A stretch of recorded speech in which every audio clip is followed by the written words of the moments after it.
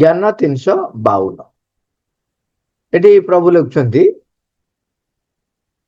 ଆପଣାର ଐଶ୍ୱର୍ଯ୍ୟକୁ ନେଇ ଗର୍ବ କର ନାହିଁ, ନିଜର ଦାରିଦ୍ର୍ୟ ଏବଂ ଅପରିଗ୍ରହ ପାଇଁ ଅନ୍ୟ ଲୋକମାନଙ୍କ ଠାରୁ କୌଣସି ପ୍ରଶଂସା ମଧ୍ୟ ଲୋଡ଼ିବାକୁ କଦାପି ଯାଅ ନାହିଁ। ଏହି ଦୁଇଟି ଯାକ ଆଚରଣ କେବଳ ତୁମର ଅହଙ୍କାର ଲାଗି ହିଁ ଅନ୍ନ ଯୋଗାଇ ଦେଇଥାଏ। ଗୋଟିଏ ସରୁ ଓ ଅନ୍ୟଟି ମୋଟା ଅନ୍ନ ଦେଇଥାଏ। ଦେଖନ୍ତୁ, ଏ କେତେ କାବ୍ୟିକ ଭାବରେ ବର୍ଣ୍ଣନା କରୁଛନ୍ତି ଗଭୀର ସତ୍ୟକୁ ଅତି ସରଳ ଭାବରେ ଏବଂ ଅତି ଅଳ୍ପରେ କହୁଛନ୍ତି, ଆପଣାର ଐଶ୍ୱର୍ଯ୍ୟକୁ ନେଇକି ଗର୍ବ କର ନାହିଁ, ନିଜର ଦାରିଦ୍ର୍ୟ ଏବଂ ଅପରିଗ୍ରହ ପାଇଁ ଅନ୍ୟ ଲୋକମାନଙ୍କ ଠାରୁ କୌଣସି ପ୍ରଶଂସା ମଧ୍ୟ ଲୋଡ଼ିବାକୁ କଦାପି ଯାଅ ନାହିଁ। ଏ ଦୁଇଟି ଯାକ ଆଚରଣ କେବଳ ତୁମର ଅହଙ୍କାର ଲାଗି ଅନ୍ନ ଯୋଗାଇଥାଏ। ଅହଙ୍କାରର ଭିନ୍ନ ଭିନ୍ନ ପରିପ୍ରକାଶ।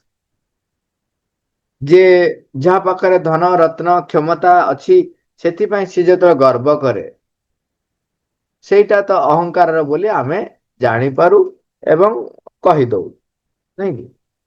ସିଏ କହେ ନା, ଦେଖ ମୋର ଏମିତି କ୍ଷମତା ଅଛି, ମୋ ବିନା କିଛି ହେଇପାରିବ ନାହିଁ, ମୁଁ ଏସା କରିପାରେ, ମୁଁ ତେସା କରିପାରେ, ଯଦି ମୁଁ ନାହିଁ ତ କିଛି ନାହିଁ, ଏଇ ପ୍ରକାରର ଯୋଉ ଭାବ ଥାଏ ଆମେ ସମସ୍ତେ ଜାଣିଛୁ, ସେଇଟା ହଉଛି ଅହଙ୍ଗର ପରିପ୍ରକାଶ।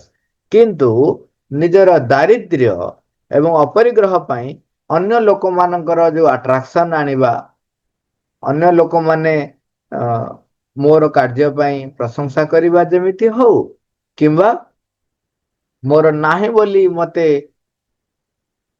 ଦୟା କରିବା ହଉ, ଏ ଦୁଇଟି ଯାକ ହଉଛି ଅହଙ୍କାରର ପରିପ୍ରକାଶ। ତାକୁ ଲେଖୁଛନ୍ତି, ପ୍ରଭୁ ଲେଖୁଛନ୍ତି, ଇଏ ଅହଙ୍କାର ଲାଗି ଅନ୍ନ ଯୋଗାଇ ଦେଇଥାଏ କିପରି, ଗୋଟିଏ ସରୁ ଆଉ ଅନ୍ୟଟି ମୋଟା। ଦିଟା ଯାକ ହଉଛି ଅହଙ୍ଗର ପରିପ୍ରକାଶ। ସେଇଥିପାଇଁ ବେଳେବେଳେ ଯୋଉ ବ୍ୟକ୍ତି କହେ ଯେ ମୁଁ ମୋ ଭଳିଆ ନିଃସ୍ୱ ବ୍ୟକ୍ତି, ଇଏ ହଉଛି ଏକ ଅହଙ୍କାର।